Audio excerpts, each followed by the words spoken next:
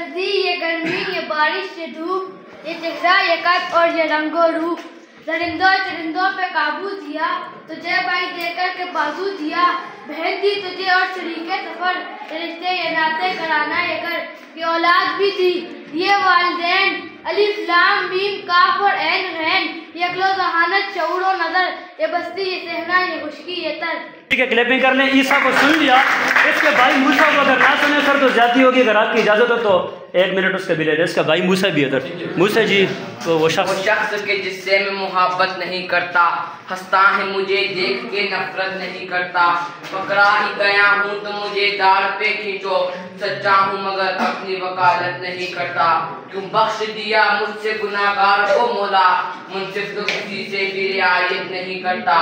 देते हैं उजाले मेरे सजदों की गवाही, मैं चुप के अंधेरों में इबादत नहीं करता।